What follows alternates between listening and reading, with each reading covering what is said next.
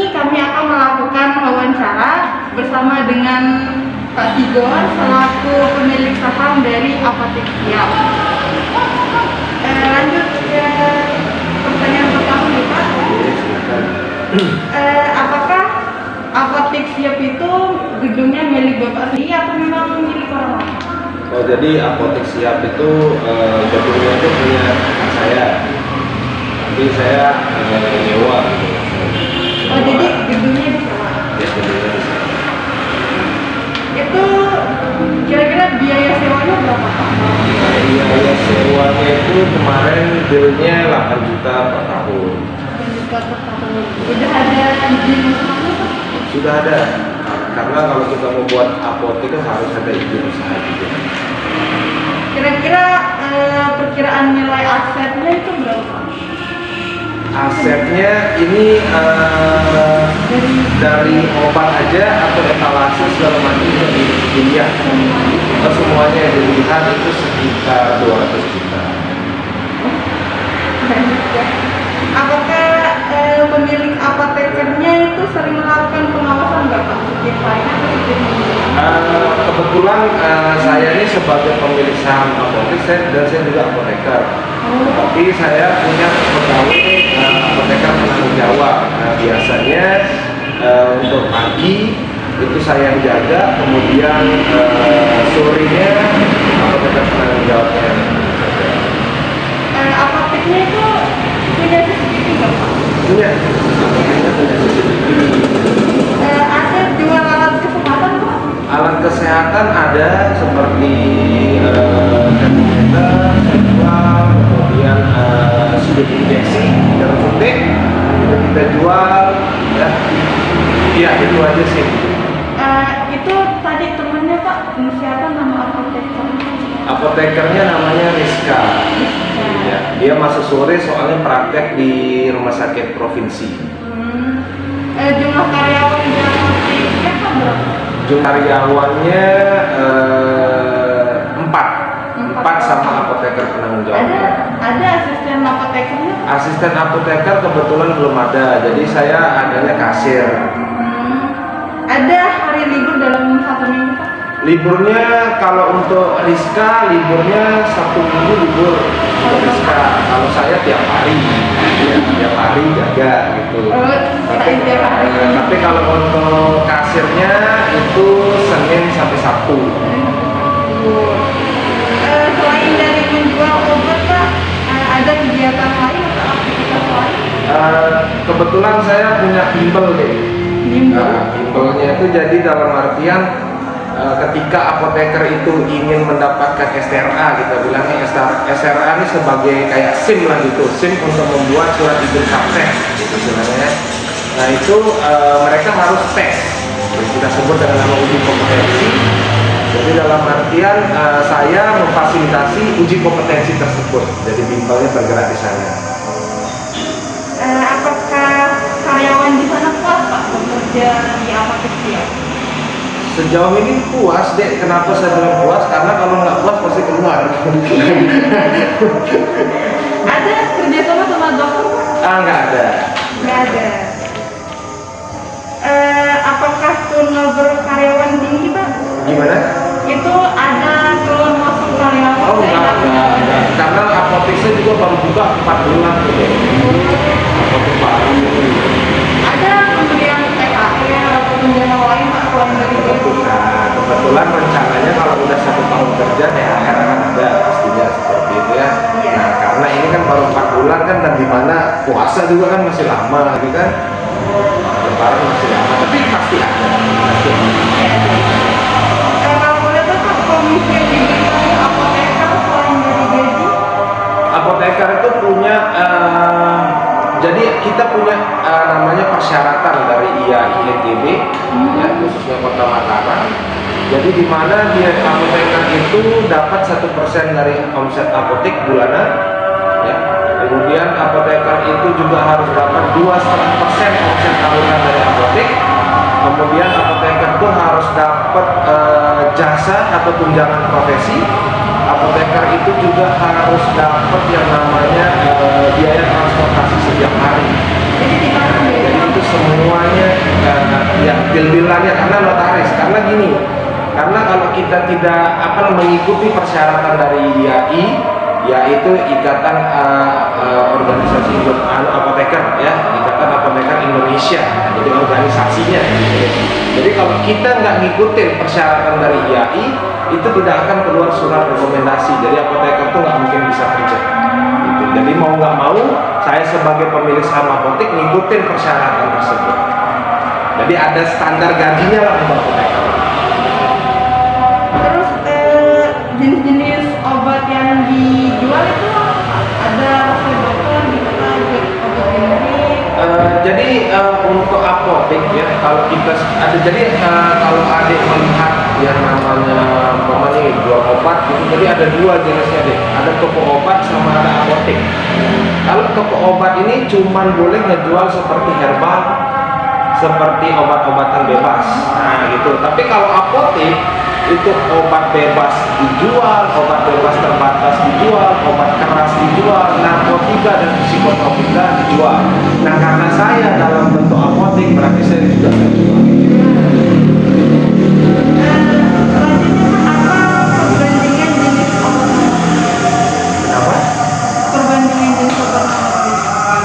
Perbandingan jenis obat nomor 5. Iya. Maksudnya? Ada kan obat nomor 5 itu kalau nggak salah obat keras ya. Oh jadi gini deh, jadi obat ya, obat itu ada misalnya nih, ada obat itu obat bebas. Iya. Nah biasanya obat bebas itu dia logonya berwarna hijau, ya. Nah kemudian ada obat bebas terbatas. Nah kalau obat bebas terbatas ini logonya berwarna biru. Kemudian ada obat keras, logonya berwarna merah. Gitu. Kemudian ada narkotika. Nah, kalau narkotika ini logonya berwarna merah, diikuti dengan tanda tambah. Biasanya kayak gitu, itu narkotika. Ya, kemudian ada psikotropika, itu obat keras juga maksudnya. Itu pembagian golongan obat. Terus cara ngatur obat di etalase itu gimana Pak? Jadi kan saya tuh kan kayak swalayan gitulah modelnya ya. Apotek saya tuh kayak swalayan, jadi dalam artian ada yang di depan, ada obat yang di belakang, ya kan? Namanya kan ada obat yang di depan, ada obat yang di belakang. Nah khusus obat-obatan di depan itu obat-obatan yang bebas sama bebas terbatas. Kemudian untuk obat-obatan di belakang itu khusus obat-obatan keras yang harus resep dokter, kayak gitu. Nah kemudian pengaturan di etalase itu ada sistemnya deh. Jadi berdasarkan farmakologi, dalam artian berdasarkan penyakit, ya kan? Nah kemudian ada yang namanya FIFO, first in first out. Iya. Ya itu ya, ada namanya FIFO, first in first out. Jadi dalam artian obat yang pertama saya order itu harus keluar terlebih dahulu, ya kan? Karena masa expired date-nya juga kan paling terbatas seperti itu. Jadi obat yang mendekati expired date itu pastinya kita jual terlebih dahulu. Nah itu cara penyimpanannya. Kemudian kita juga bisa menyimpan menggunakan alfabet. Misalnya nih ada obat yang huruf depannya A, ya udah dijadiin satu kayak gitu. Kira-kira sesuai sama manfaatnya. Ya, itu maksud saya, manfaatnya itu jadi farmakologi itu. Jadi kita kalau di apotek saya itu saya membagi obat berdasarkan terlebih dahulu. Oh ini khusus obat untuk penyakit hipertensi, tekanan darah tinggi. Kalau itu saya simpan. Jadi satu etalase. Nah nanti ini kan obat-obatan hipertensi ini kan banyak. Ada yang dari huruf A, ada yang dari huruf B, ada yang dari huruf C. Nah itu saya susun berdasarkan alfabet. Jadi tetap kita bagi berdasarkan indikasinya apa, kemudian kita susun berdasarkan alfabet, dan terakhir saya menggunakan FIFO.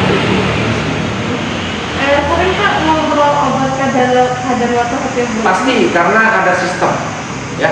Jadi pasti saya kontrol karena ada sistem. Karena di samping itu juga distributor obat itu ada yang mau 3 bulan sebelum expired date atau kadaluarsa obatnya udah dibalikin. Ada yang 6 bulan, ada ya 3, ada yang 1 bulan bahkan gitu. Jadi kalau saya nggak kontrol, saya nanti kehilangan obat-obatan expired date saya gitu, nggak bisa dibalikin ke distributornya. Ini kalau nunggu obat kadaluarsa itu dikemarin Bapak? Iya, saya apotek itu umumnya tergantung kerjasama dari distributornya. Jadi ada distributor yang mau dikembalikan obatnya di return ya, mau di return gitu ada. Tapi kalau nggak ada, ada juga distributor yang nggak mau obatnya di return. Nah itu biasanya kita musnahin.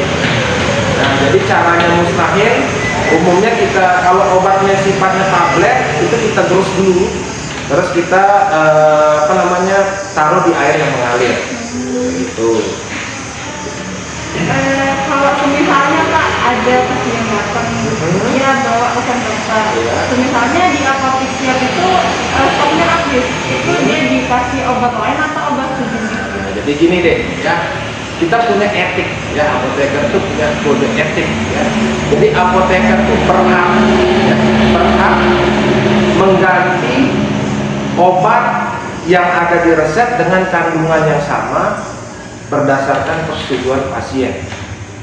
Satu, misalnya nih, adik mau panadol itu isinya paracetamol. Ya, kemudian adik diresepin Bodrek sama dokternya. Di Bodrek itu isinya paracetamol juga. Misalnya Bodrek saya kosong. Bu, saya punya obat yang sama kandungannya, isinya Bodrek. Ibu mau, ibunya mau, isinya panadol, isinya sama, mereknya Panadol, ngomong kayak gitu. Ibunya mau, ya udah nggak apa-apa. Gitu. Iya, jadi sesuai persetujuan dari pasiennya itu boleh. Tapi kalau saya mau mengganti obat di luar kandungan yang sama, itu harus persetujuan dokter. Misalnya nih, untuk demam ada paracetamol sama ibuprofen. Nah misalnya pasiennya diresepin paracetamol, kemudian saya ingin mengganti dengan ibuprofen, nah itu saya harus konfirmasi dokter. Ya.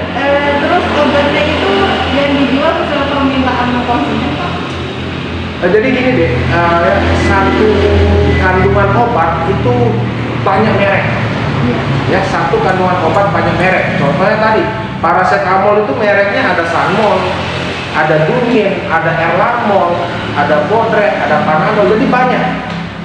Nah, jadi mungkin sekitar 25 item padahal kandungannya sama. Nah, saya nggak mungkin, dalam artian saya nggak mungkin menyiapkan semua item itu. Itu bisa overload apoteknya nanti kalau kita nyiapin semua item. Nah, kebanyakan pasien-pasien kita ini fanatik. Dalam artian saya mau cari Bodrek, saya nggak punya Bodrek, saya punyanya Sanmol, kayak gitu. Mereka nggak mau, saya lebih rasi pakai Bodrek, nah kayak gitu. Padahal itu obatnya itu kandungannya sama aja, karena sugestinya bekerja di situ gitu. Jadi kadang-kadang kalau pasien datang ke apotek saya, ya kadang-kadang obatnya kosong juga, gitu, walaupun kita sudah menawarkan merek lain. Untuk harga Pak yang ditawarkan itu kalau untuk obat resep dokter itu ditawarkan untuk harganya itu sesuai eceran atau bagaimana? Jadi gini deh, kalau saya itu ngambilnya kalau pasiennya beli, misalnya nih dia beli swamedikasi namanya, beli tanpa resep, kalau gitu obat-obatan bebas, itu saya ngambil untungnya 20%. Tapi kalau pasiennya itu bawa resep dokter, saya ngambil untungnya 30%. Karena apa? Karena kita juga memiliki jasa untuk pelayanan resep. Jadi 10%-nya itu untuk jasa pelayanan. Transparansi dalam pelayanan Pak? Transparansi dalam pelayanan dalam artian seperti apa nih? Kita melayani konsumen yang datang bagaimana? Kalau saya ngelayanin konsumen yang datang dalam artian misalnya dia batuk pilek gitu, nah, saya punya obat bebas terbatas banyak untuk batuk pilek. Jadi saya punya 5 merek obat. Jadi saya sebutin aja, Pak ini Demacolin Demacolin ini harganya 7.000. Terus Alpara ada 9.000. Terus kemudian Flucadet ada 6.000. Jadi semuanya saya sebutin, jadi biar pasiennya milih yang mana yang lebih cukup di ekonominya gitu deh. Kalau boleh tahu nih Pak, omset penjualan rata-rata per bulannya berapa? Karena saya baru 4 bulan deh ya, tapi alhamdulillah untuk saat ini omset harian ya udah dapat lah omset total 500.000 per hari ya, karena baru mungkin ya. Untuk modal yang dibutuhkan untuk bangun apa ini? Bangun apotek etalase itu sekitar 30 sampai 40 juta lah ya. Kemudian meja-meja kasir, alat-alat racik itu sekitar 10 sampai 20 lah. Nah, sisanya obat itu 100 juta. Kemarin kan di masa pandemi itu untuk apotek apakah dia penjualannya menurun atau Nah, jadi kebetulan kan apotek saya baru 4 bulan, ya kan, jadi nggak kena corona. Tapi dalam artian ketika masa pandemi itu kan karena saya punya banyak temen ya sebagai apoteker juga, malah di masa pandemi itu meroket deh omset apotek, ya. Jadi dalam artian banyak yang cari hand sanitizer, banyak yang cari vitamin, banyak yang cari masker. Jadi dalam artian naik omset apoteknya. Untuk stok persediaannya itu apa ada kebijakan? Untuk stok persediaan nggak ada kebijakan baik dari BPOM ataupun di Kesehatan. Dalam melakukan transaksi apakah menggunakan kemasan yang ramah lingkungan untuk dia juga kebetulan ya, memang kalau di Jawa itu kan ya, kalau di Jawa tuh plastik udah nggak terpakai ya. Gitu, tapi kalau saya masih menggunakan plastik deh. Nah itu plastik itu nggak ramah lingkungan maksudnya, gitu ya. Iya. Cuman gini ya, dalam artian gini, ketika saya ingin membuat ya, ketika saya kan lokasinya memang ada ide untuk membuat plastik kantong yang bukan plastik, memang ada ide. Ya kan, saya apoteknya di perkampungan ya, di perkampungan kayak gitu. Ketika harganya naik ya, nih otomatis kalau saya menyediakan kantong ya, kantong khusus apotek, otomatis saya harus naikin, ada biaya kantongnya ya kan.